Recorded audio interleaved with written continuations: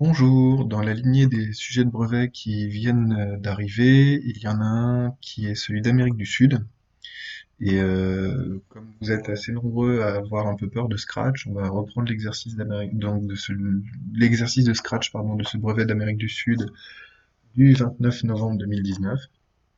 On va regarder ensemble ce qu'il faut faire, il n'y avait vraiment pas grand-chose, même si ça vaut 16 points. Première question, quelle distance le lutin a-t-il parcouru pour tracer un seul motif de la frise? Vous regardez directement le bloc motif qui est là. Et donc c'est ça qui nous intéresse. Il avance de 20, il avance de 40, il avance de 40, total. Il parcourt pour un bloc, hein. 20 plus 40 plus 40, 100 pixels. On parle bien de ce qui a été parcouru par le lutin en termes de tracé et pas la longueur totale par rapport à l'horizontale. Deuxième question, qu'est-ce qui se passe si on relève pas le stylo à la fin du programme dans le bloc motif? Et bien là, vous avez ici motif, dernière instruction, relever le stylo, et ensuite avancer de 30. Ce qui fait qu'il y a des trous dans la dessin qui est ici.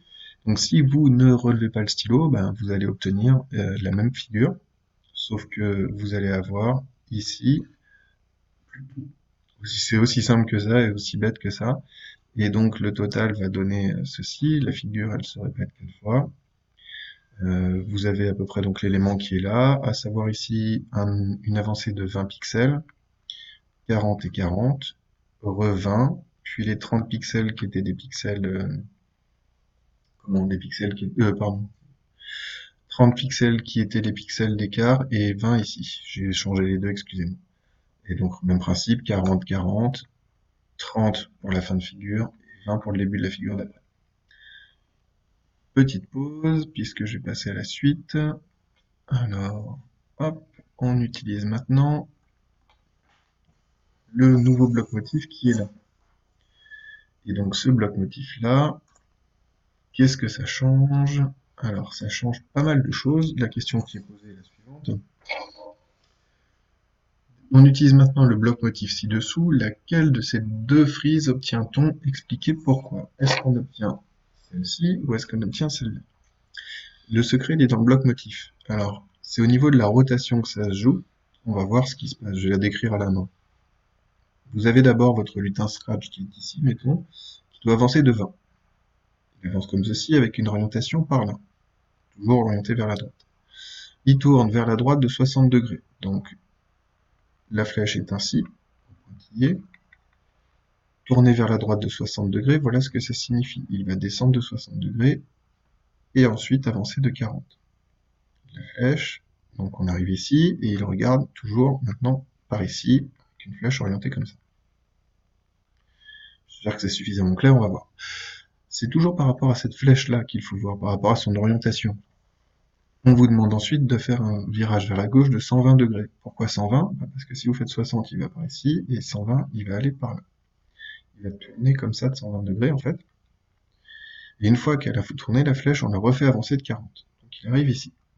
Sauf que à ce moment-là, l'orientation choisie et l'orientation du lutin, elle est par là, dans cette direction-là. Elle n'est pas du tout vers l'horizontale comme on pourrait l'espérer. Et que fait-il à l'étape d'après? Alors on a 30 de décalage, voilà, comme d'habitude. Et ensuite, on est ici, toujours dans cette direction-là. On vous dit avancer de 20. Avancer de 20, ce sera dans cette situation-là et dans cette direction-là. Après, on a toujours la petite flèche d'orientation du lutin qui est ici. On vous dit qu'il va falloir tourner de 60 degrés vers la droite, ce qui nous fait ceci. Et donc, naturellement, il va se diriger comme ça. Petite flèche d'orientation. On se retrouve à 120 degrés vers la gauche, et on constate que c'est la deuxième frise. C'est vraiment la question la plus compliquée. Il faut vraiment comprendre que lorsqu'on fait tourner un objet Scratch, lorsque vous avez l'orientation du lutin qui change, c'est toujours très pénible. Il faut réussir à imaginer que vous avez en fait votre stylo qui est comme ça, encore après le dernier point, avec son orientation déjà fournie. Et au moment où vous le faites tourner, si vous choisissez 60 degrés, c'est le stylo en lui-même qui va faire 60, et donc vous allez le faire pivoter comme ceci. Voilà, j'espère que c'était suffisamment clair. Dans tous les cas, vous prenez l'énoncé de ce script, je vais vous le remettre à la fin de la vidéo, Et le meilleur moyen pour bien comprendre ce qui se passe, c'est de le faire tout simplement, de le taper sous Scratch et de regarder ce qui se passe pour pouvoir comprendre exactement ce qu'on attend de vous. Alors je remets, le script de départ, c'était celui-ci. Et le script final, donc le nouveau bloc motif, il est là. Pour un total de 16 points, qui se fait finalement relativement facilement et rapidement. Voilà, j'espère que c'est clair et que vous avez pu prendre un peu d'intérêt à cette, j'ose même pas dire correction, à cette explication des résultats du programme Scratch. En cas de besoin, n'hésitez pas à me contacter. Voilà, bonne fin de journée à vous. Au revoir.